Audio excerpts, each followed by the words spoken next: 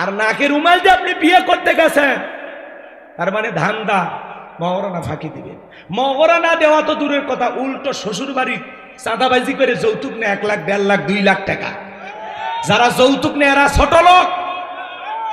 কথা এরা কি ছোট লোক? কাঁচা পায়খানা খাওয়া যেমন হারাম, কন্যা পক্ষের কাছে জোর করে যৌতুক দাবি করা তেমনি হারাম।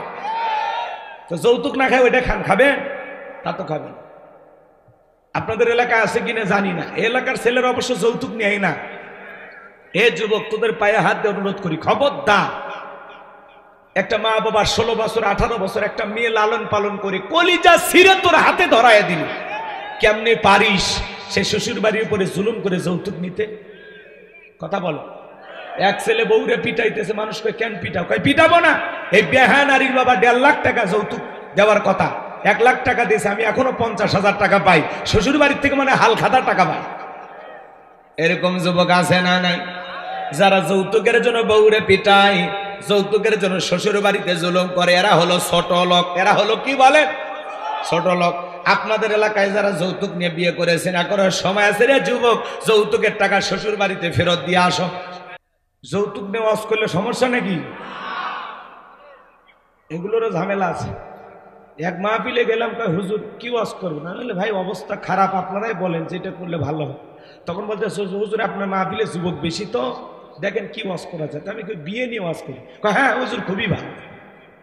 তো ওয়াজ করতে করতে এক সময় ধাম করে যখনই যৌতুকের কথা বলতেছে, বলছে হুজুর ওই কথা বললেন না, কয়েকদিন আগে আপনার পাশে যে বসে আছে ও ছেলেরে বিয়ে দিয়ে 5 লাখ নিয়েছে। কথা বলছেন না? এই হলো ঝামেলা। হক কথা বলতে গেলে ঝামেলা আসে। কথা কন ঠিক কিনা? ভাই যৌতুক নেওয়া জায়েজ নাই, আপনি কেন নেবেন? আর হারামে কোনো বরকত নাই। শ্বশুর বাড়ি থেকে 1.5 লাখ টাকা নিয়েছেন না, ওইটা বিয়ের অনুষ্ঠান পাড়ি দিতে দিতে কোন দিকে যে খরচ হয়ে যাবে আপনি ওই টাকা খুঁজেই পাবেন। এই ওই টাকা নিয়ে কি লাভ? শ্বশুরের মনে কষ্ট দেওয়া। একটা মেয়েকে ফুটান্ত গোলাপের মতো আহা কত কষ্ট করে লালন পালন করে, কইরা তোমার মতো একটা অপরিচিত ছেলের হাতে তুলে দিল, ওনার বাড়ি চৌগাছা, আর বিয়ে দিল সেই গোপালপুর। আহারে চেনে না জানে না, তোমার হাতে তুলে দিল একটা জীবন্ত ফুটান্ত গোলাপ। ওর মা বাবা ওর খেদমত নিতে পারলো না, সারাটা জীবন এই নিয়ে তোর খেদমত করবে, তোমার পরিবারের খেদমত করবে। হে যুবক, তোমার পোশাক আশাক পরিষ্কার করবে, তোমার জন্য রান্না করবে, তোমার সন্তান গর্ভে ধারণ করবে, সারাটা জীবন সে তোমার জন্য উপকার করবে। ওর মা বাবা তো কিছুই পাইল না। পারলে তো শ্বশুরকে আরো একটা মোটরসাইকেলে দেওয়া দরকার। আব্বা যে জিনিস আমারে দিয়েছেন। কথা কয় না, কথা কয় না। রাগ করেছেন মনে হয় আপনারা। আল্লাহ আমাদের সবাইকে সঠিক বুঝ দান করুন, জোরে বলুন আমিন। লম্বা আমি করবো না ভাইয়েরা আমার। বাসর ঘরে বৈশা আছে, স্ত্রী ডেকে বলে স্বামী কাছে আসো না। কেন? বলে না কাছে যাওয়া যাবে না। কেন? হুজুর বলেছে মহরানা পরিশোধ না করে স্ত্রীকে স্পর্শ করা যাবে না। মেয়েটা টেনশনে পড়ে গেল। স্বামী তোমার কাছে কি টাকা নাই? বলে না টাকা নাই। টাকা থাকলে কি আমি এর জায়গায় বসে থাকি? তো হুজুর কি আর কিছুই বলে নাই? হুজুর বলেছে বউ যদি মাফ করে দেয়, প্রথম দিনে আপনার বউ 1 লাখ টাকা মাফ করে দিবে, এরকম ডিল কারো আছে? হ্যাঁ, এটা মাফ করে নেওয়া না ব্ল্যাকমেল করা। ট্যাবে ভাইলে মাফ নাইতেছে। মেয়েটা তো ইচ্ছা করে মাফ করেনি। মেয়ে চিন্তা করলো বাপ মা গরু ছাগল জবাই করে 300 মানুষকে খাওয়াইয়া শ্বশুর বাড়িতে পাঠাইতে, স্বামী যদি কাছে না আছে ও 7-8 টাকা দিয়ে কি করবে? তখন বাধ্য হয়ে মাফ করে দেয়। এই সময় ফেরেশতারা ভিডিও করছে কিনা, রেকর্ড হয়েছে কিনা? বাঁচার উপায় নাই রে যুবক। এখন যারা বিয়ে করেছো মহরানা পরিশোধ করো, যে কয় টাকা বাকি আছে আগে ওইটা পরিশোধ করো। কিছু দিয়ে মাফ না, একবারে 1 লাখ টাকা কেউ মাফ করে দেয়, 50,000 টাকা বউকে দেন, দিয়ে বলেন সোনা বাকি 50,000 টাকা 2 মাসের মধ্যে দিয়ে দেবো, আপাতত মাফ করে দিয়ে জীবন শুরু করি। কথা ক্লিয়ার? আর যারা মহারানা না দিয়ে স্ত্রীকে সারাটা জীবন এইভাবে ঘর সংসার করে যাবেন, কঠিন কিয়ামতের ময়দানে জিনাকারী নারী পুরুষের কাতারে আল্লাহ তাআলা আপনাকে দাঁড় করাবে। এখনো সময় আছে, সাধ্য অনুযায়ী সামর্থ্য অনুযায়ী যতটুকু পারেন বইয়ের মহারানা পরিশোধ করে দেবেন ইনশাআল্লাহ। আল্লাহ বোঝার তৌফিক দান করুক, জোরে বলুন আমিন। আল্লাহ রাব্বুল আলামিন বলেন কুল্লু নাফসিম বিমা কাসাবাত রাহিনা, প্রত্যেকটা ব্যক্তি তার নিষ্কৃত কর্মের ব্যাপারে আবদ্ধ থাকবে। আপনার জীবনের কৃত কর্মের হিসাব আপনাকে দেয়া লাগবে। খাদ্যে ভেজাল দিলে হিসাব দেওয়া লাগবে, দুধে পানি মিশাইলে হিসাব দেওয়া লাগবে, জমির আল ঠেললে হিসাব দেওয়া লাগবে। এক ছেলেকে কম দিবেন, আর এক ছেলেকে বেশি দিবেন, ছেলেরে বেশি দিবেন, মেয়েরে কম দিবেন, আল্লাহর কাছে হিসাব দেওয়া লাগবে। কথা কর। আরো কত সমস্যা সমাজে আছে বাজার, কয়টা কথা বলবো, বলতে গেলে তো সারা রাত চলে যাবে, অত কথা বলার সময় নাই। আমার ভাইয়েরা, যার অন্তরে আল্লাহর ভয় আছে, খাদ্যে ভেজাল দেওয়া যাবে না, ওজনে কম দেওয়া যাবে না, দুধে পানি মেশানো যাবে না, সুদ খাওয়া যাবে না, ঘুষ খাওয়া যাবে না, মা বাবাকে কষ্ট দেওয়া যাবে না, বিবির হক নষ্ট করা যাবে না, ছেলে মেয়ের হক নষ্ট করা যাবে না, পাড়া প্রতিবেশীর সাথে খারাপ আচরণ করা যাবে না। কথা কোন ঠিক কে না? দিল দিয়া কথাগুলো অনুধাবন করবেন। 3 বার হজ করছে, ট্রিপল হাজি, এরপরে জমির আল কাটে জমি বাড়ায়, এমন কায়দায় জমির আল কাটে মনে হয় ফুল সিরাত বানাইছে। আছে না নাই? হজে যাওয়ার আগে ছেলেদের বেশি বেশি সম্পত্তি দিয়া মেয়েরে ঠকায়, বলে মা খানায় কাবার গিলাপ ধরে তোর জন্য দোয়া করবো। ওরে হাজি বাটা, এখনই হয়েছে স্বাস্থ্য পাজি, আগে মেয়ের হক বুঝে দে, তারপরে হজ করতে যা। আর মেয়ের হক ফাঁকি দিয়া খানাই কাবার গিলাপ ধরে দোয়া করলে ওই হজ বাংলাদেশের বিমানবন্দর পার হবে না। আগে হক বুঝে দে। মেয়ে পাবে 2 বিঘা, দেয় 5 শতক। হক বুঝে দেন, আগে হক বুঝে দেন, হজ পরে। ফাঁকি বাজি কথা কম। আপনাদের এলাকা অবশ্য এরকম নাই। মাথায় মুখে দাড়ি টুপি, সুদের টাকা লেনদেন করে। আপনার তো লজ্জা হওয়া উচিত। আল্লাহ হেদায়েত দান করুন। আমি আমার বিশ্বাস ঝিনাইদহে কেউ সুদ খায় না, এদিকের মানুষ আল্লাহর ওয়ালি নাই নাই। তাহলে আপনি যে যা করতেছেন শোনেন যুবক, 14ই ফেব্রুয়ারিতে কার ওন্না ধরে টান দিয়েছিস, ভিডিও কিন্তু আল্লাহর ফেরেশতারা করে রাখছে, হিসাব দেওয়ার জন্য রেডি থাকো। কথা কয়, কার পিছনে গোলাপ ফুল নিয়ে ঘোরাঘুরি করেছিস, ফেরেশতারা ভিডিও করে রাখছে। আল্লাহর কাছে জবাব দিতে হবে। প্রথম আয়াতের আরো অনেক কথা আছে, আপনারা জবাব দিচ্ছেন কম, এই জন্য পরের আয়াতে চলে গেলাম, কষ্ট হয়। আল্লাহ রাব্বুল আলামিন বলেন, ইল্লা আসহাবাল ইয়ামিন, ডান পাশে যারা থাকবে তারা নিরাপদ। সুবহানাল্লাহ বলেন, আরেকটু জোরে বলেন সুবহানাল্লাহ। আমার আল্লাহ রাব্বুল আলামিন বলেন, ওয়া কুনতুম আজওয়াদান সালাসা ফাআসহাবুল মাইমানাতি মা আসহাবুল মাইমানা ওয়া আসহাবুল মাশআমাতি মা আসহাবুল মাশআমা ওয়াস-সাবিকুনাস সাবিকুন উলাইকাল মুকাররাবুন। সূরা ওয়াকিয়ার ভিতরে আল্লাহ পাক জানিয়ে দিলেন, কিয়ামতের ময়দানে আল্লাহ তাআলা মানুষকে 3 শ্রেণীতে ভাগ করবে। এর মধ্যে যারা ডানপন্থী তারা হবে জান্নাতি। সুবহানাল্লাহ বলেন। ডান পাশে যারা থাকবে তারা হবে নিরাপদ। এজন্য আল্লাহ রাব্বুল আলামিন বলেন, ইল্লা আসহাবাল ইয়ামিন ফি জান্নাতি ইয়াতাসাআলুন। আল্লাহ বলেন, ডান পাশে যারা থাকবে তারা যাবে জান্নাতের বাগানে। সুবহানাল্লাহ বলেন। তারা জান্নাতের বাগানে প্রবেশ করবে। একজন জান্নাতি আর একজন জান্নাতির সাথে পরস্পরে গল্পে লিপ্ত হবে। ফি জান্নাতি ইয়াতাসাআলুন, তারা প্রবেশ করবে জান্নাতের বাগানে এবং জান্নাতি একজন জান্নাতি আর একজন জান্নাতির সাথে পরস্পরে গল্পে লিপ্ত হবে। বলুন সুবহানাল্লাহ। আমি আজকের মাহফিলের সভাপতি দোয়া করলাম, আল্লাহ মুহিবুল আলম বিপু সাহেব, আল্লাহ ওরে সভাপতিকে যেই জান্নাত দেবেন আল্লাহ ওই একই জান্নাতে আমারেও কবুল করবেন। আল্লাহ যদি কবুল করে তাহলে জান্নাতের ভিতরে 2 জনের দেখা হয় না। উনি তখন বলে, এই আপনি তো আমার এলাকায় ওয়াজ করতে গেছিলেন। হ্যাঁ, ওই আপনি ওই মাহফিলের সভাপতি ছিলেন। তাসের 2 জনে গল্প করি, জান্নাতের বাগানে ভিআইপি চেয়ারে সভাপতি আর প্রধান বক্তা 2 জন মিলে গল্প করে। সুবহানাল্লাহ কালকে বললে হবে।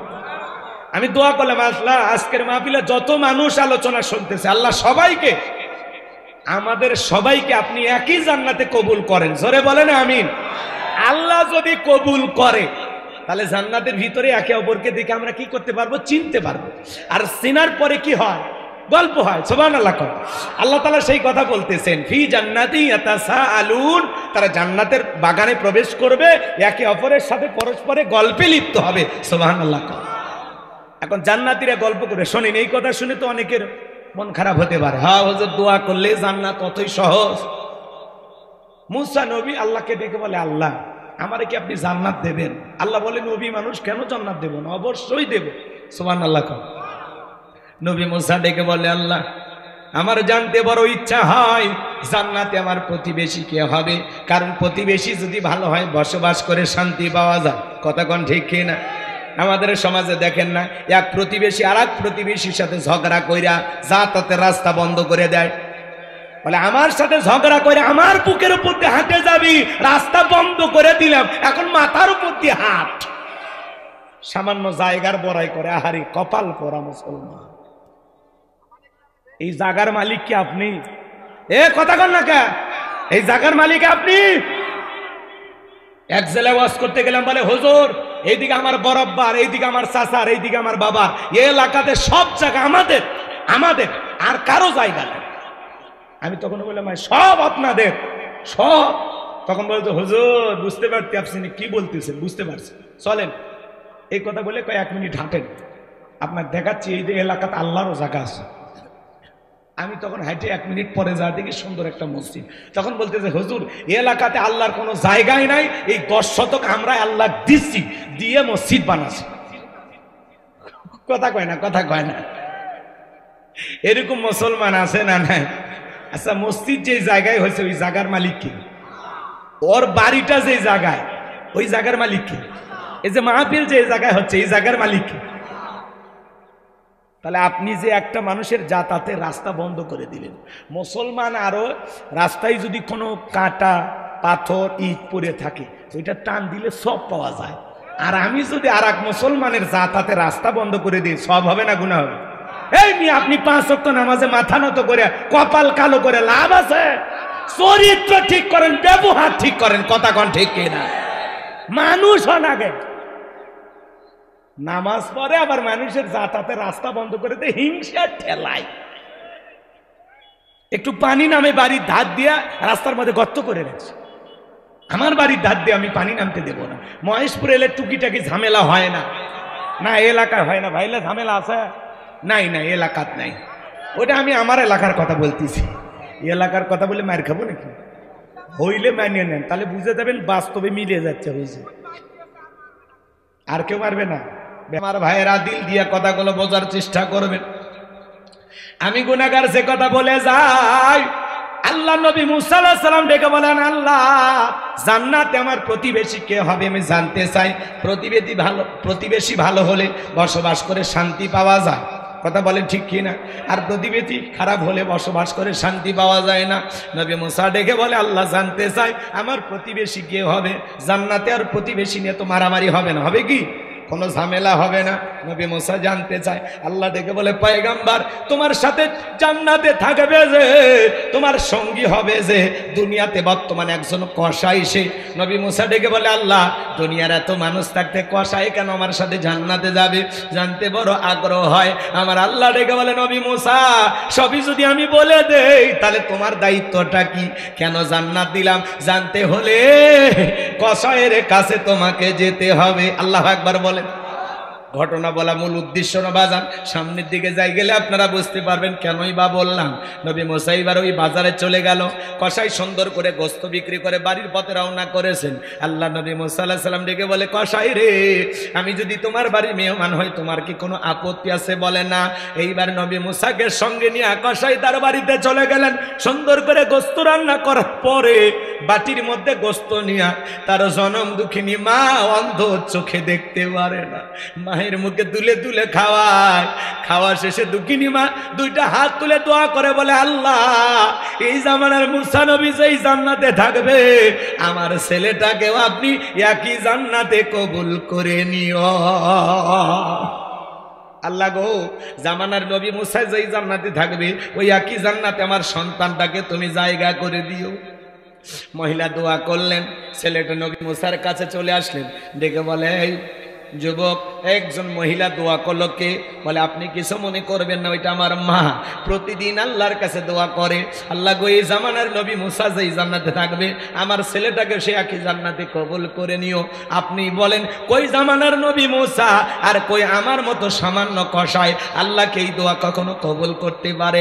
নবী মুসা ডেকে বলে, কসাই রে, আমি হলাম জামানার নবী মুসা, আর তোমার মায়ের দোয়া আল্লাহ কবুল করেছেন। আমি যেই জান্নাতে থাকবো সেই জান্নাতের পাশের ফ্ল্যাটে আল্লাহ তোমাকেও থাকার জায়গা করে দেবে। তোমার মায়ের দোয়া কবুল হয়েছে, মায়ের দোয়ার কারণে সন্তান জান্নাতি হয়ে গেল নবী মুসার সাথে। সেই মায়ের সাথে ভালো ব্যবহার করার দরকার আছে না নাই? আপনাদের মা বাবা আছে না নাই? আজকে সমাজের সবচাইতে বেশি অবহেলিত হলো মা বাবা, সন্তানদের দ্বারা লাঞ্ছনা গঞ্চনার শিকার হলো মা বাবা। কথা কন, কথা কন। এই জন্য আল্লাহ বলেন, ওয়াকাদা রাব্বুকা আল্লা তা'বুদু ইল্লা ইয়াহু ওয়া বিল ওয়ালিদাইনি ইহসানা। আল্লাহ বলে আমার ইবাদত করো, আমার গোলামি করো, আমার ইবাদতের সাথে কাউকে শরীক করো না।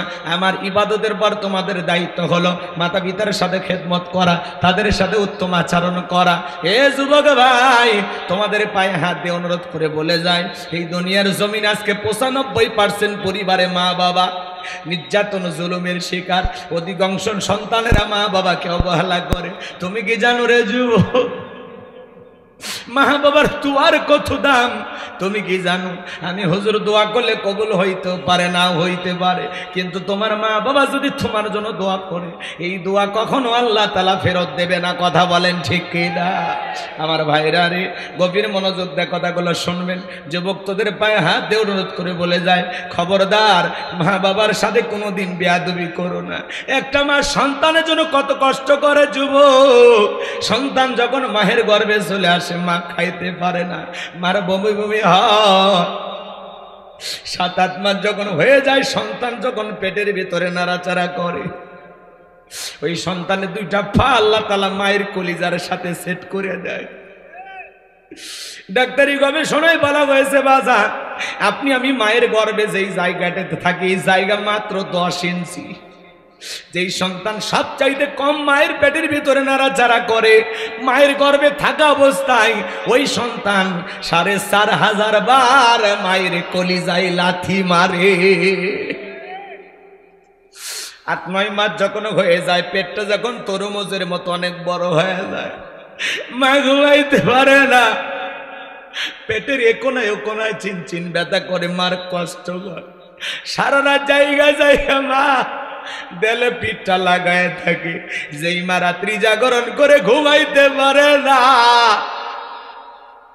আমার ভাইয়েরা, যেই মা রাত্রি জাগরণ করে ঘুমাইতে পারে না, সারা রাত জায়গা নফল নামাজ বলে যে সব হয়, মায়ের আমল নামায় আল্লাহ সেই সব লিখে দেয়। সন্তান যখন ডেলিভারির সময় হয়ে আসে, আমার ভাইয়েরা, দক্ষিণী মা বাবার 2টা পা জড়াইয়া কান্না করে। মায়ের চোখের পানি যখন বাবার পাকে স্পর্শ করে, বাবা ঘুম থেকে জাগ্রত হইয়া ডেকে বলে, বিবি এত রাত্রিবেলায় কেন তুমি কান্না করো, কি হয়েছে তোমার? মা ডেকে বলে, স্বামী দীর্ঘদিন আপনার সংসার করলাম, ভুল বেয়াদবি মাফ করে দেবে। আমি আমার সন্তানটাকে জন্ম দেওয়ার জন্য বাবার বাড়িতে চলে যাব। ও স্বামী আপনার সংসারের চাবি বুঝায় নেন, বেঁচে থাকলে আবারও দেখা হবে। এই কথা বলে মা দাইমার ঘরে চলে যায়। প্রসবের যাতনায় মা দাঁত মুখ কামড়ায়, চোখের পানি ছেড়ে দিয়ে কাঁদে। হে যুবক, একটা সন্তান ডেলিভারি করতে গিয়ে কত কষ্ট হয়, কত ব্যথা হয়, দুনিয়ার মা সারা কেউ বুঝবে না। নবীর এক সাহাবী মাকে কাঁধে করে নিয়ে খানায় কাবা তওয়াফ করে। নবী বলে, সাহাবী বড় ভালো কাজ করতেছ। সাহাবী ডেকে বলে, হুজুর আমি যে আমার মাকে কাঁধে করে নিয়ে খানায় কাবা তওয়াফ করলাম, আমি কি আমার মায়ের হক আদায় করতে পেরেছি? বিশ্বনবীকে বলেন, সাহাবী, আল্লাহ যদি তোমাকে কিয়ামত পর্যন্ত হায়াত দেয় আর তুমি যদি তোমার মাকে কাঁদিনে খানায় কাবা তওয়াফ করো, তোমার মা তোমাকে জন্ম দেওয়ার সময় প্রসবের যাতনায় আ শব্দ করেছিল, ওই একটা আ শব্দের হক দুনিয়ার কোনো সন্তান আদায় করতে পারবে না। এই জন্য নবীজি বলেছেন, ওমা জান্নাতুকা ওয়া নারুকা, তোমার পিতামাতাই তোমার বেহেশত, তোমার পিতামাতাই তোমার দোজখ। যুবক রে, যারা মা বাবার মনে কষ্ট দিয়া বাড়ি থেকে তাড়াইয়া দেয়, বৃদ্ধাশ্রমে পাঠাইয়া দেয়, ও মা বাবাকে তাড়াইয়া দেয় নাই, নিজের ভাগ্য থেকে জান্নাত তাড়িয়ে দিয়েছে। যত বড় ইমাম হন, বক্তা হন, শিক্ষিত মানুষ হন, যদি মা বাবার মনে কষ্ট দিয়ে থাকেন, ছাড় পাওয়ার সুযোগ নাই। একটা 2013 সালে পত্রিকা একটা কলম পড়েছিলাম বিশ্ব মা দিবস উপলক্ষে। ছেলেটার নাম ছিল আব্দুল মালেক।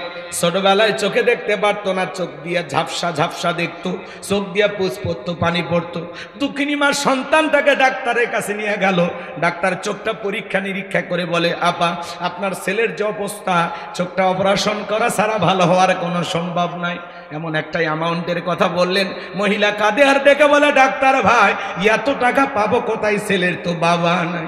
ছেলে যদি বড় হয়ে অন্ধ হয়ে যায়, স্বামীরেও হারাইলাম, সন্তান বড় হয়ে অন্ধ হলো, তাহলে আমার জীবনের কি বা হলো? ও ডাক্তার ভাই, আমি যদি দুইটা চোখ আমার ছেলেকে দিয়ে দেই, তাহলে আমার ছেলে চোখে দেখতে পারবে কিনা? বলে, আপা, এও সম্ভব। আমার ভাইয়েরা, দিল দিয়ে কথাগুলো বোঝার চেষ্টা করবেন। একবার দুঃখিনী মা সন্তানকে দুইটা চোখ দান করে দিল। ছেলেটা আস্তে আস্তে বড় হয়, পরীক্ষা দেবে। মা দুধের গিলাস নিয়ে ছেলেটার রুমের ভেতরে প্রবেশ করেছে।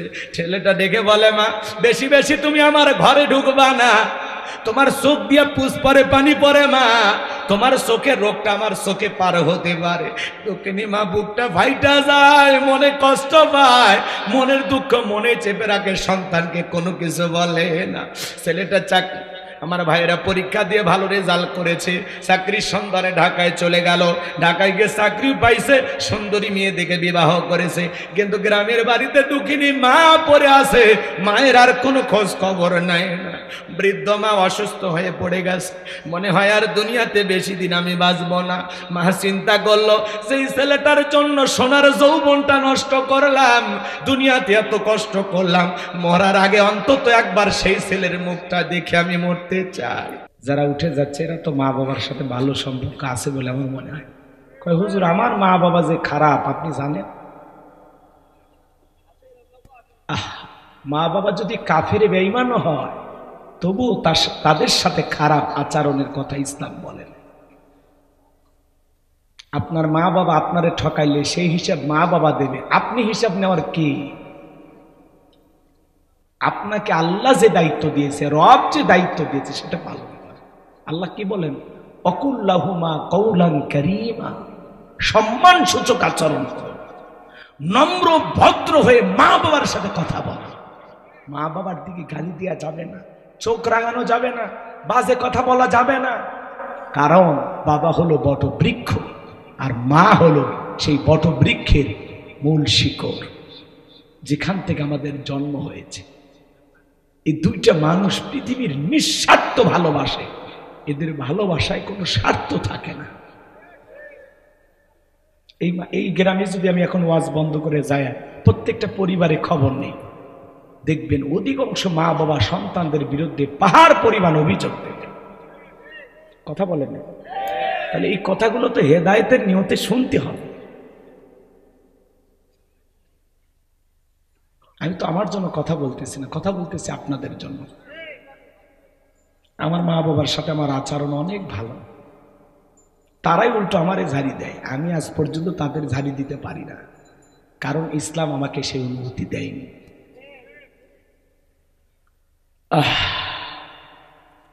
ছেলেটার মা তখন চিন্তা করলো, মরার আগে একবার ছেলেটাকে কি দেখতে চাই। বন্ধু বান্ধবের কাছ থেকে ঠিকানা নিয়ে ঢাকায় চলে গেল।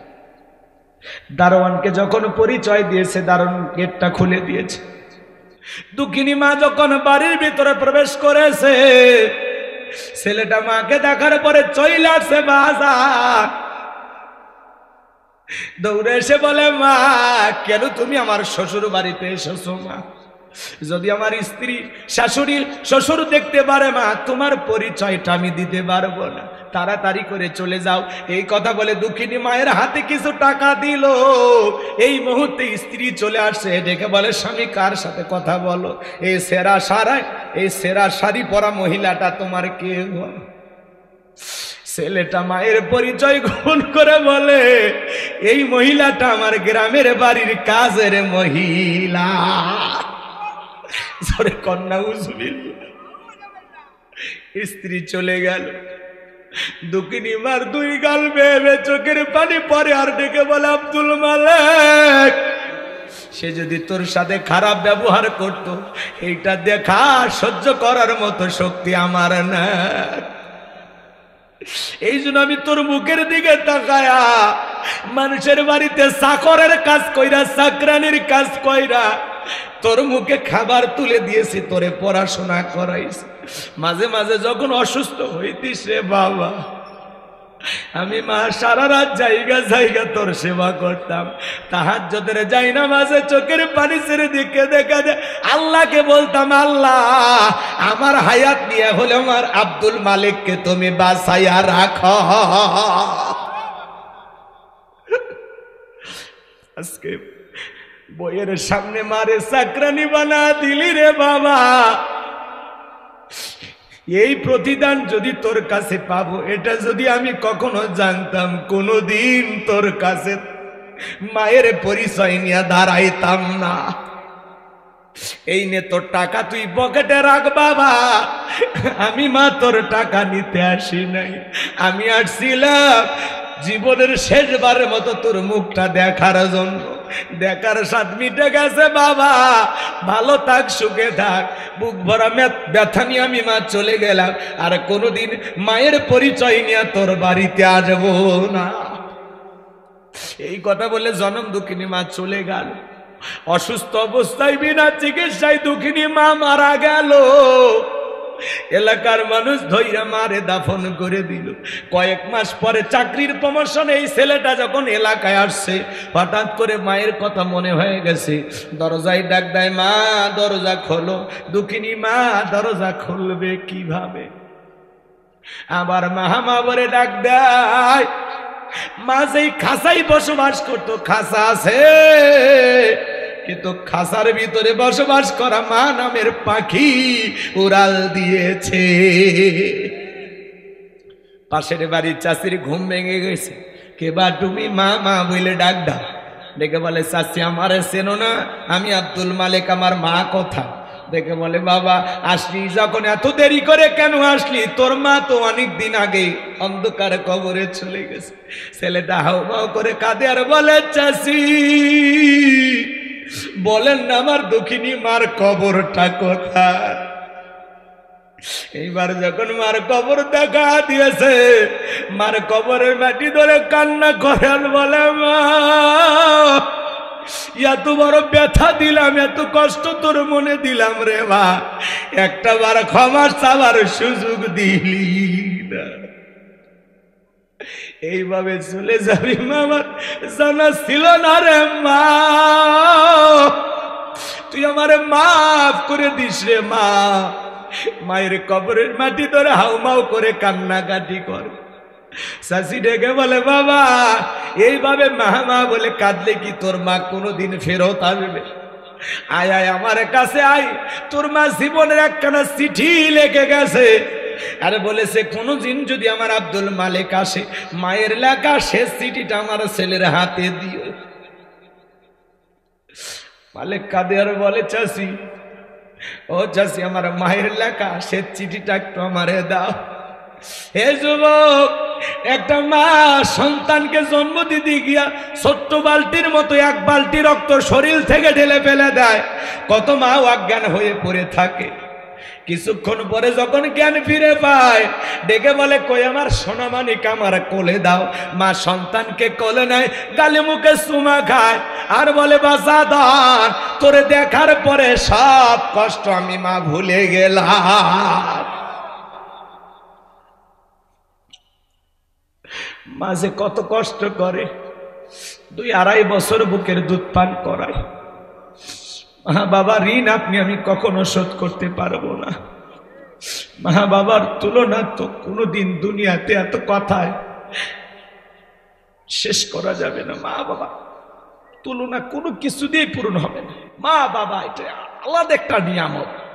হে যুবক, সেই মা বাবার মনে কখনো কষ্ট দেওয়া যাবে না। কোন কোন যুবক আছেন মাতা পিতার খেদমত করে তাদের দোয়া নিয়ে জান্নাতে যেতে চান? দুইটা হাত তুলে দেখান। আল্লাহ আমাদের সবাইকে পিতা মাতার খেদমত করা তৌফিক দান করুন। জোরে বলুন আমিন। আর একটু জোরে বলেন আমিন। মা বাবার খেদমত করবেন তো ইনশাআল্লাহ? হাত নামান। হে যুবক,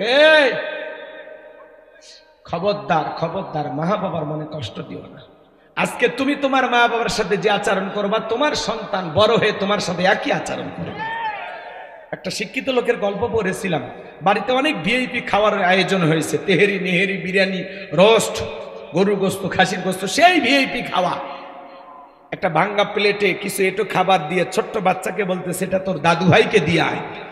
এখনকার বাচ্চারা অত বৈজ্ঞানিক, সেই বুদ্ধি সন্তানদের মাথায়। কথা কয় না? এক একটা বাচ্চা মানে কম্পিউটার। তখন বলতেছে, আব্বু আমরা এত ভালো খাইলে আমার দাদুর জন্য এই খাবার, ব্যাপারটা কি? তখন বলতেছে, তোর দাদুর বয়স হয়ে গেছে, এই খাবার দিয়ে এটা দিয়েই হবে।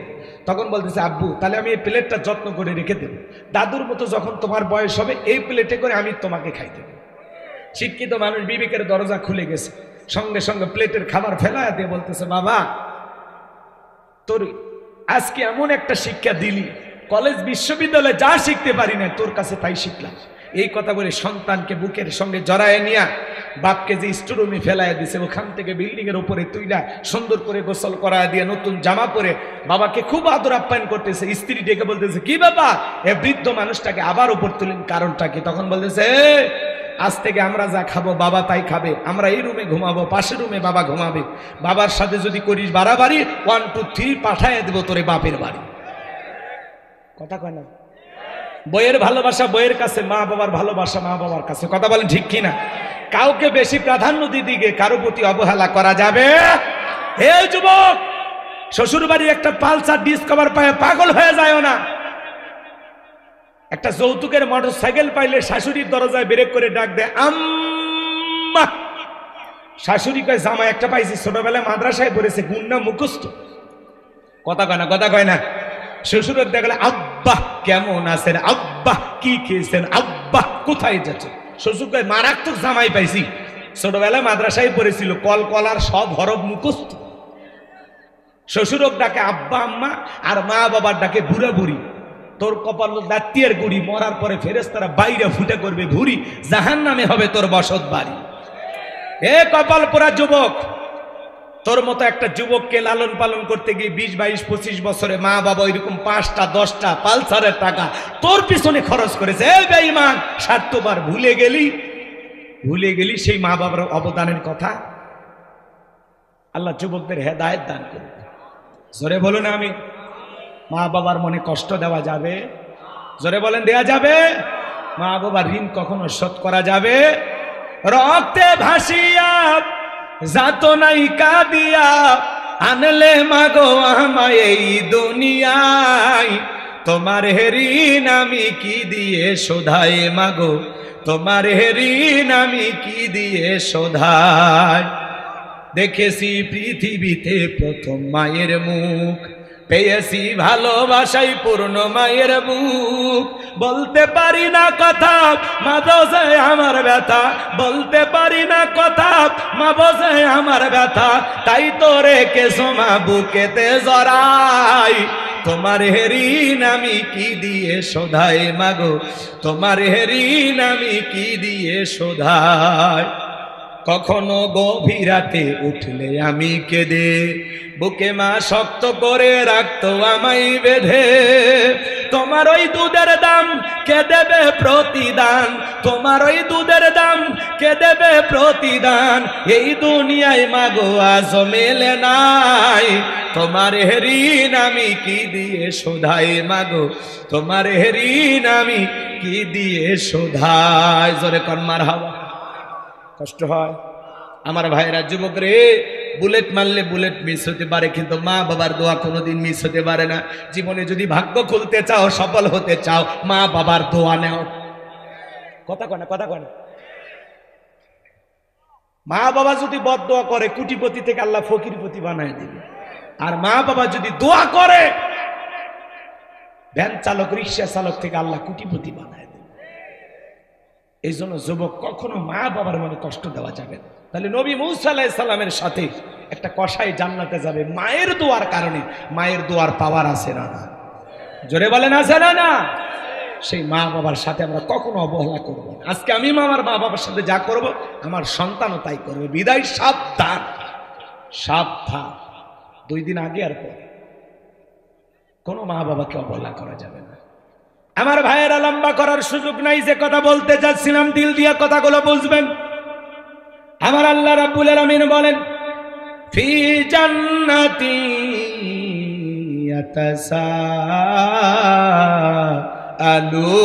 ইয়াতাসাআলুন। আল্লাহ রাব্বুল আলামিন বলেন তারা জান্নাতে প্রবেশ করবে। একজন জান্নাতি আর একজন জান্নাতীর সাথে পরস্পরে গল্পে লিপ্ত হবে। জান্নাতীরা গল্প করতে করতে তাদের দৃষ্টি চলে যাবে নিচের দিকে।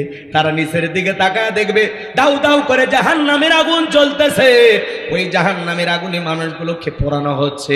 আমার ভাইয়েরা, তখন ওই জাহান্নামের ভিতরে আগুনে পুড়তে দেখবে অসংখ্য মানুষকে। এদের মধ্য থেকে কিছু মানুষকে দেখে তারা চিনতে পারবে। আর তখন তা জান্নাতীরা ওই জাহান্নামীদেরকে প্রশ্ন করে বলবে, আনিল মুজরিমিন, হে অপরাধীরা, মা সালাকাকুম ফি সাকর, কোন অপরাধে, কি অপরাধে সাকর নামক জাহান্নামে তোমরা এসেছো? আনিল মুজরিমিন, অপরাধী সম্পর্কে তারা জিজ্ঞাসা করবে, মা সালাকাকুম ফি সাকর, কোন অপরাধে সাকর নামক জাহান্নামে তোমাদেরকে নিয়ে আসছে? দুনিয়ার জীবনে কেমন অপরাধ করছো যার কারণে তোমরা এই জাহান্নামের আগুনে চলতেছো? আমার ভাইয়েরা, ওই জাহান্নামের আগুনে যারা জ্বলবে পূর্বে, এই দুনিয়ার আগুনের চাইতে জাহান্নামের আগুনের পাওয়ার 70 গুণ বেশি। ওই জাহান্নামের আগুনে মানুষ জ্বলবে পূর্বে, চেহারা হয়ে যাবে কয়লার মতো কালো। জাহান্নামের আগুন সহ্য করার শক্তি আমাদের কারো নাই। হযরত আবু হুরায়রা বলেন, আল্লাহ জাহান্নামের আগুনকে 1000 বছর জ্বালায় জাহান্নামের আগুনের কালার হয়েছিল সাদা। আবার 1000 বছর জ্বালায়া জাহান্নামের আগুনের কালার হয়েছিল লাল বর্ণ।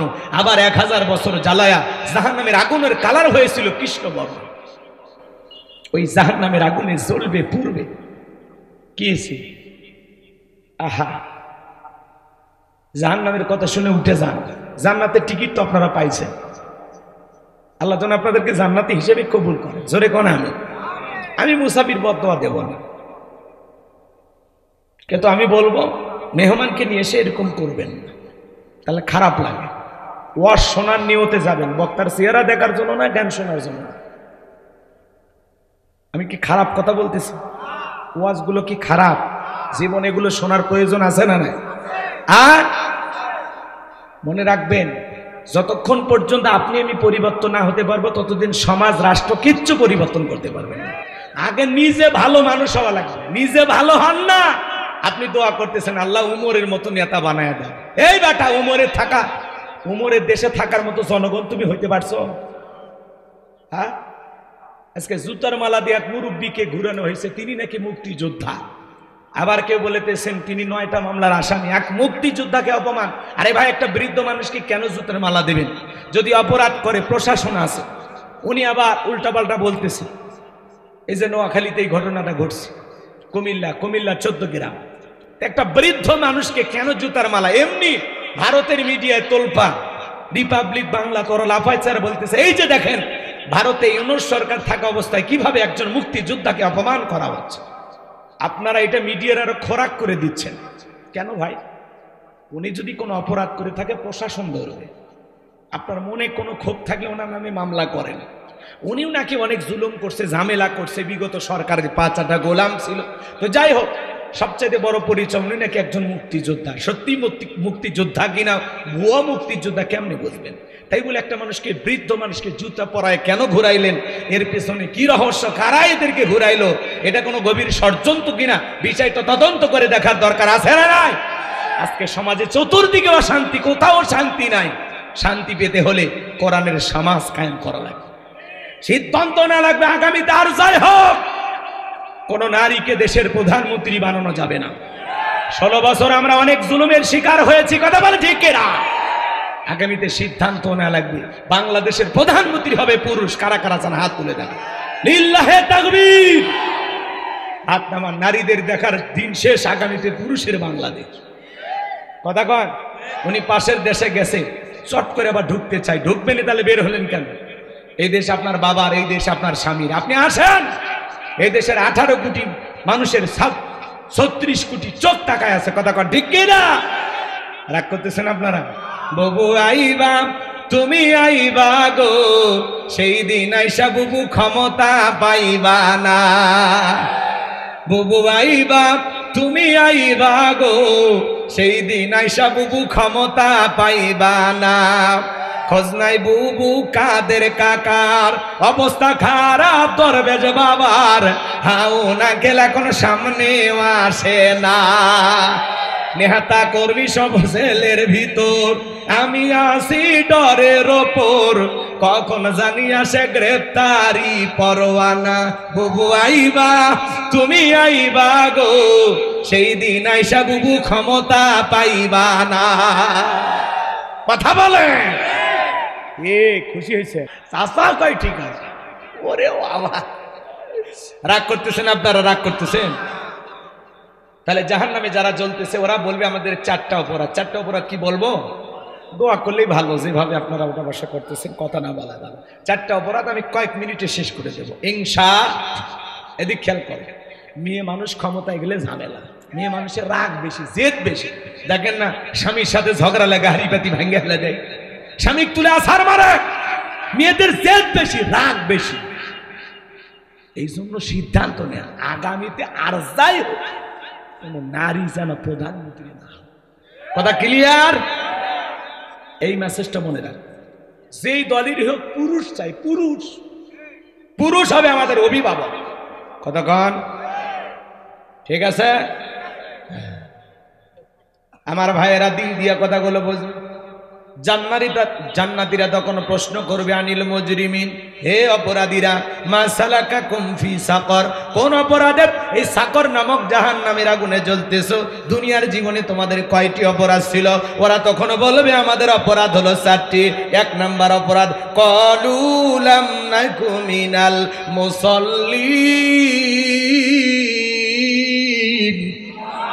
ওরা বলবে আমরা দুনিয়াতে মুসল্লি ছিলাম না, নামাজ পড়তাম না, সালাত আদায় করতাম না। আজান দিয়েছে, উত্তর পাড়ার আব্দুল মালিক মসজিদে ঢুকেছে, আর আমি ঘাড় বেঁকা করে জমির ভিতরে গেছি কোদাল নিয়ে। কথা কয় না গো?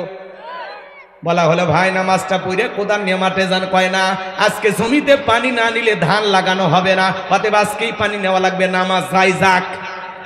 এই যে দুনিয়া, ক্বালু লাম নাকু মিনাল মুসাল্লিন, ওরা বলবে আমরা দুনিয়াতে মুসল্লি ছিলাম না, নামাজ আদায় করতাম না, সালাত আদায় করতাম না। পাশাপাশি দোকানদার আজান দেওয়ার পরে ওই মহেশপুরের দোকানদার একজন ভাই দোকানদারি বন্ধ করে নামাজে চলে গেল, আর আপনি দুনিয়ার লোভে পইরা দোকান খুলে বসে থাকলেন। ও তখন বলবে ভাই চোখের সামনে মানুষ মসজিদে গেছে, আমি দুনিয়ার খেলা নিয়ে ব্যস্ত ছিলাম, দুনিয়ার কাজ নিয়ে ব্যস্ত ছিলাম, দুনিয়ার ব্যবসা নিয়ে ব্যস্ত ছিলাম, এই কারণে আপনি জান্নাতে আর আমি জাহান্নামে। একজন দোকানদার দোকানদারি বন্ধ করে মসজিদে গেছে, দোকানে লেখা আছে শাটারে নামাজের বিরতি। শাটারে কি লেখা আছে? নামাজের বিরতি। চোখের সামনে মানুষ নামাজে যায় মসজিদে, আমি তাকায় দেখছি। মুরব্বী বলছে এ যুবকে চলো মসজিদে যাই, আমরা বোট খেলা নিয়ে ব্যস্ত ছিলাম। উল্টো আরো মুরব্বীকে ধমক দিয়ে বলছিলাম চাচা আমাদের বয়সে আপনি কি করছিলেন? কথা কন। এইবার মুরব্বী চাচা মন খারাপ করে মসজিদে চলে যায়, আর যুবক বলে মুরব্বী কেমন দিলাম? ভালোই দিছি। তুমি মুরব্বীকে দেও নাই, নিজেরটা নিজে কি দিছো? কথা কন। মুরব্বীর কথা শুনে যদি মসজিদে যাইতা কপাল খুলে যাইতো। আজকে নামাজের দাওয়াত দিলে আপনার ভালো লাগে না, এই জন্য তারা বলবে ক্বালু লাম নাকু মিনাল মুসাল্লিন, আমরা তো মুসল্লি ছিলাম না, সালাত আদায় করতাম না, দুনিয়াতে নামাজ পড়তাম না। তাহলে যারা নামাজ পড়ে না তারা যাবে সাকর নামক জাহান্নামে। তাহলে নামাজি হয়ে জান্নাতে যাওয়ার দরকার আছে না? কারা কারা নামাজি হয়ে জান্নাতে যাবেন হাত তোলেন তো দেখি। আল্লাহ আমাদের সবাইকে 5 ওয়াক্ত নামাজি বানায় দেন। জোরে বলেন না আমিন। আর একটু জোরে বলেন আমিন। আমার ভাইয়েরা, ওরা ওদের 2 নাম্বার অপরাধ বলবে, ওয়ালাম নাকুনু তুইমুল মিসকিন। ওরা বলবে আমাদের 2 নাম্বার অপরাধ, আমরা মিসকিনদের সহযোগিতা করতাম না, দুস্থ অভাবগ্রস্ত মানুষকে সাহায্য করতাম না, মিসকিন সাইল দরিদ্র যারা আছে তাদেরকে সহযোগিতা করতাম না। বাজান গো আমার, এই মিসকিনদের হক নষ্ট হয় 2 ভাবে, একটা হলো রাষ্ট্রীয়ভাবে আর একটা হলো সামাজিকভাবে। আপনারা যারা ধনী আছেন, আপনাদের সম্পদের ভিতরে গরিবের হক আছে না নাই?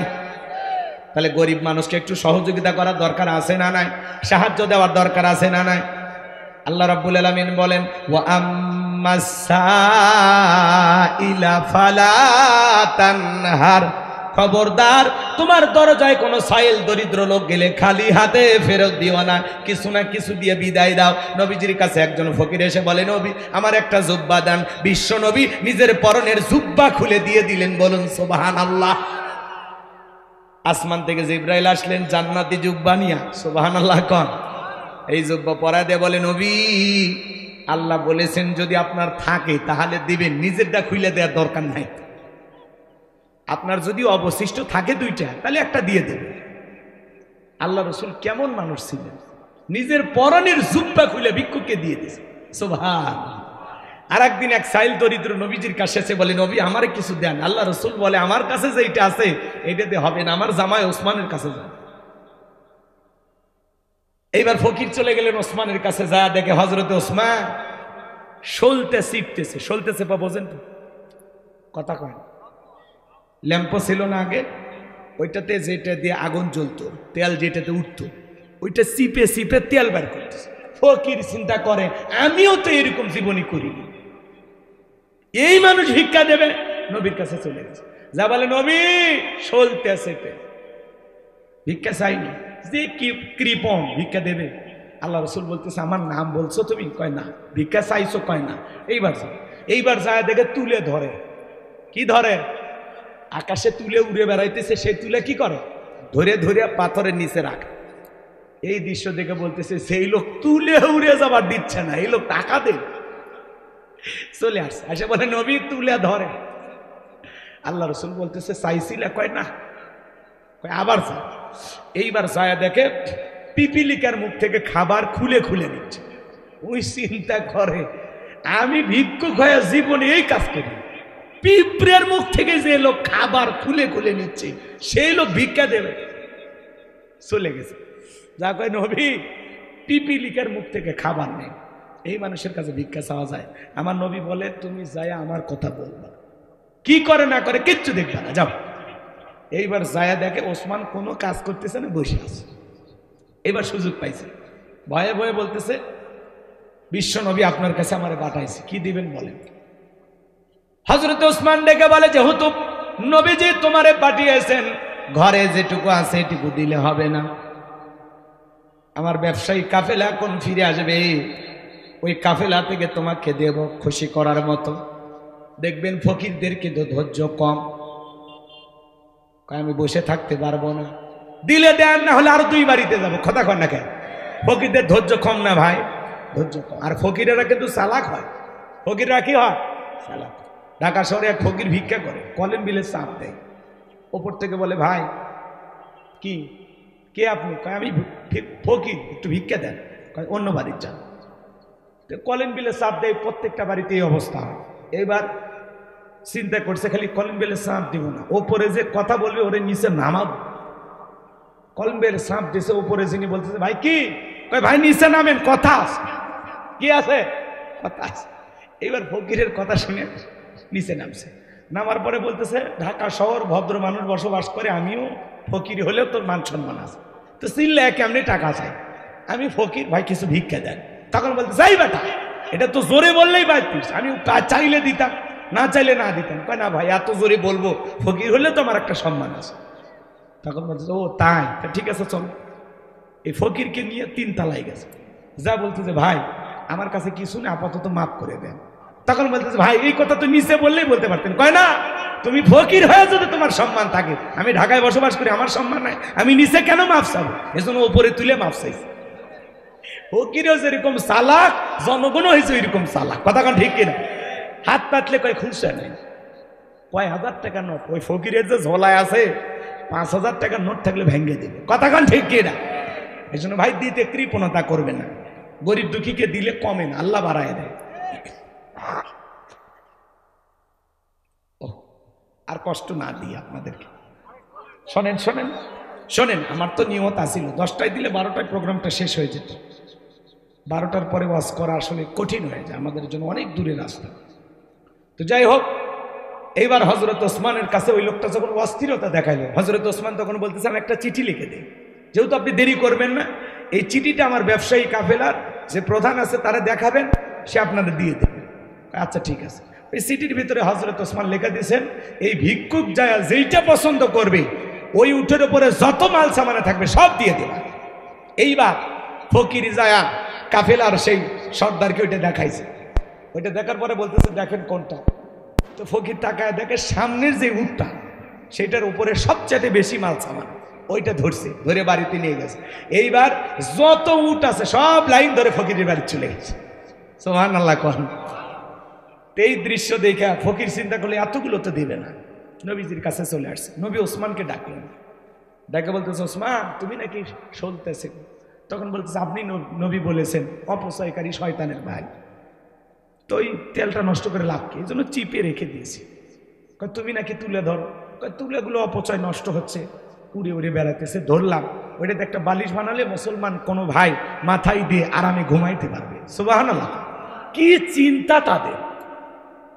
তখন বলতেছে পিপিলিকার মুখ থেকে নাকি খাবার নাম। তখন বলতেছে নবী আমি প্রত্যেকটা প্রাণী আমার বাড়িতে যেগুলো আছে সবাইকে খাবার দিই, পিপিলিকার গর্তেও আমি খাবার খাইতে দিই, কিন্তু ওরা খাবারগুলো নষ্ট করতেছে।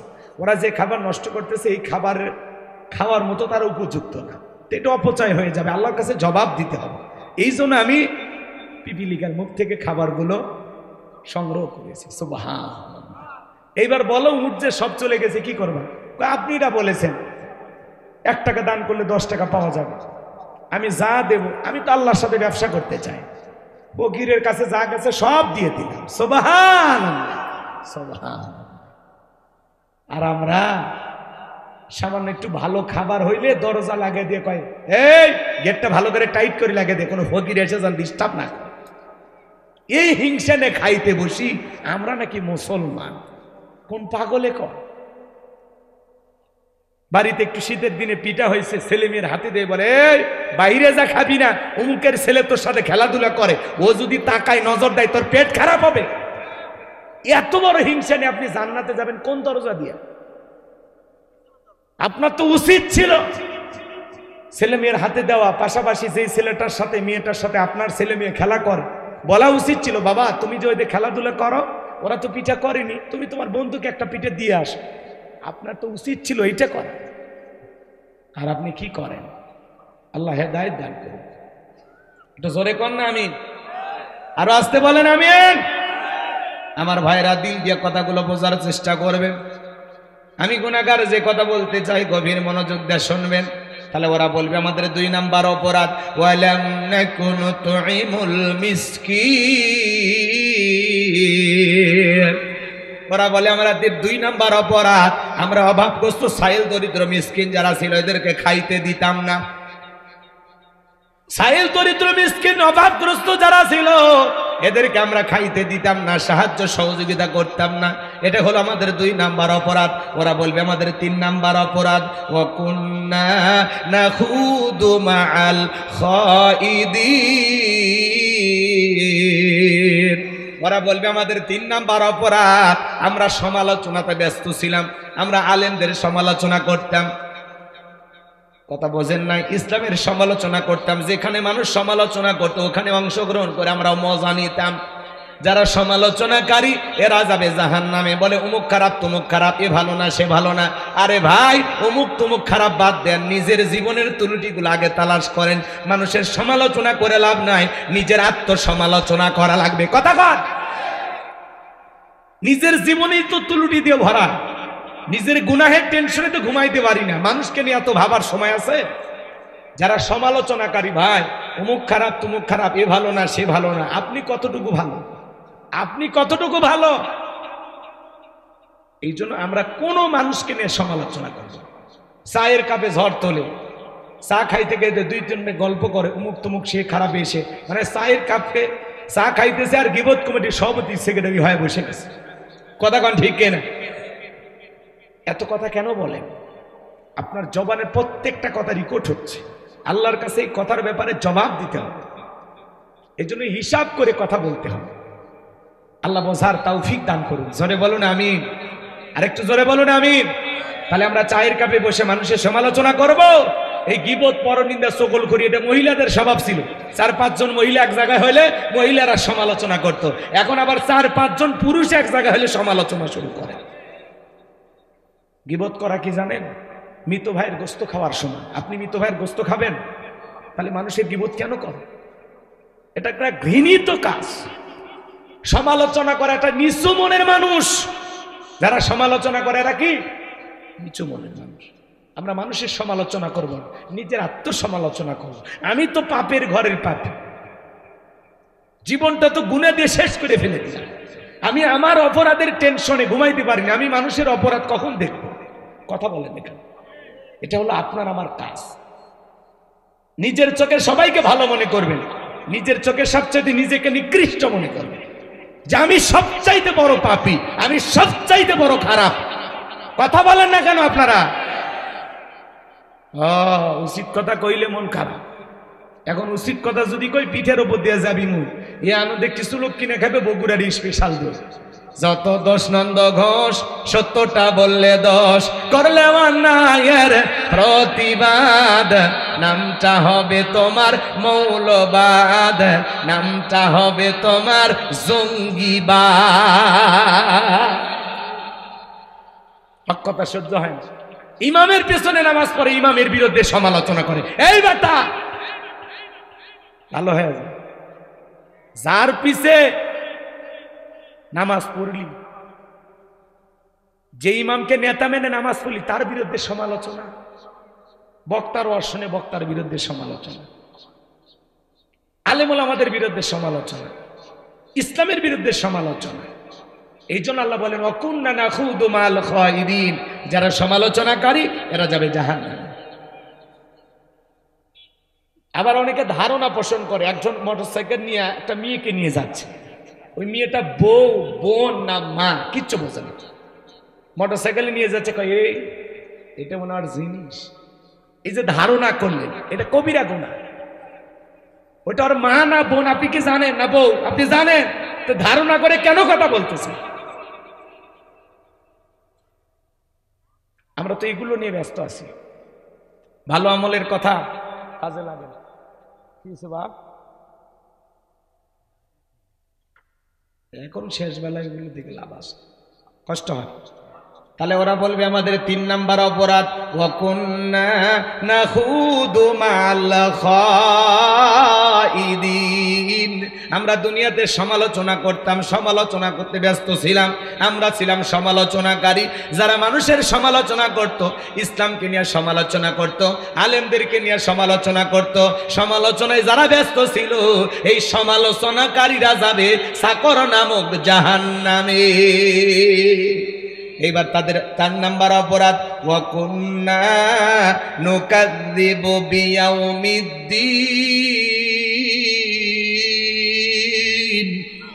ওরা বলবে আমাদের 4 নাম্বার অপরাধ, আমরা কর্মফল দিবসকে অস্বীকার করতাম। মালিক ইয়াউমিদ্দিন, শেষ বিচার দিবসের মালিক আল্লাহ, বিচারের ফয়সালা জান্নাত জাহান্নাম হবে, এটা আমরা অস্বীকার করতাম। আমরা মনে করতাম কর্মফল দিবস বলতে কিছু নাই, পরকাল টরকাল আমরা পুরোটাই অস্বীকার করতাম। কিসের পরকাল?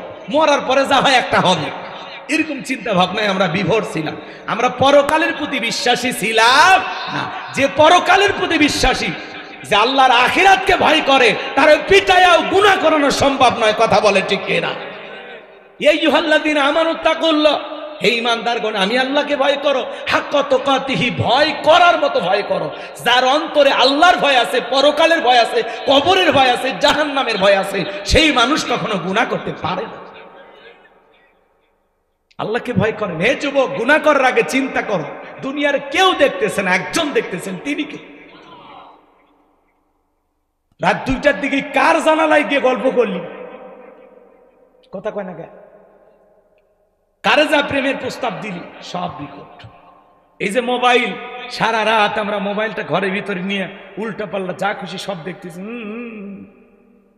এই যে গোপনে একা একা কম্বলের ভিতরে ল্যাপের ভিতরে যা দেখতেছেন, এই ব্যাপারে আল্লাহর কাছে একদিন জবাব দিতে হবে। যাদের অন্তরে পরকালের ভয় আছে, কবরের ভয় আছে, আল্লাহর হিসাবের ভয় যে করে, যে আল্লাহর সামনে দাঁড়াইতে হবে, কি নিয়ে দাঁড়াবো, কি নিয়ে দাঁড়াবো আমি পরকাল, মালিকের কাছে কি হিসাব দিব, যেটুকু আমল করেছি এই আমলে জান্নাতে যাওয়া যাবে কিনা, একটু আমাদের চিন্তা ফিকির করার দরকার আছে না নাই? আমি আল্লাহর সামনে যে কিয়ামতের ময়দানে দাঁড়াবো, কি নিয়ে দাঁড়াবো, কি এমন পুঁজি আছে, কি এমন সম্বল আছে, কি এমন আমল আছে যেইটা নিয়ে আমি পরকালের বিশাল পথ পাড়ি দেব। একটু চিন্তা করেন না ভাই, 2 মিনিট বালিশে মাথা রাখেন, ঘুমানোর আগে চিন্তা করেন। এখনই যদি, আজকে রাতেই যদি আপনার মৃত্যু হয়, আল্লাহর কাছে কি নিয়ে যাবেন, কি নিয়ে যাবেন? কতটুকু আখিরাতের মাল সামানা দুনিয়াতে গোছাইছেন? আল্লাহ বলেন, আল্লাযী খালাকাল মাউতা ওয়াল হায়াতা লিয়াবলুয়াকুম আইয়ুকুম আহসানু আমালা। আমি আল্লাহ দুনিয়াতে তোমাদেরকে পাঠাইছি কেন? আল্লাহ বলেন, আমি সৃষ্টি করেছি মৃত্যু আর জীবন। লিয়াবলুয়াকুম আইয়ুকুম আহসানু আমালা। আমি আল্লাহ পরীক্ষা করে দেখবো আমলের দিক দিয়ে কার আমল কত বেশি উত্তম, কার আমল কত বেশি ভালো। যার আমল ভালো তার আখিরাত ভালো, যার আমল খারাপ তার আখিরাত পুরোটাই বরবাদ। কথা বলেন ঠিক না? আল্লাহ রাসূল বলেছেন, ক্বালা রাসূলুল্লাহ সাল্লাল্লাহু আলাইহি সাল্লাম, ইন্নামাল কুবরু রাউযাতুম মিন রিয়াদিল জান্নাহ আও হুফরাতুম মিন হুফারিন নার। রাহু তিরমিজি। নবীজি বলেছেন, যে ব্যক্তির আমল ভালো, মৃত্যুর সঙ্গে সঙ্গে আল্লাহ তার কবর জান্নাতের বাগান বানায় দিবেন। বলুন সুবহানাল্লাহ। আর যে ব্যক্তির আমল খারাপ, আও হুফরাতুম মিন হুফারিন নার, তার কবরটা হবে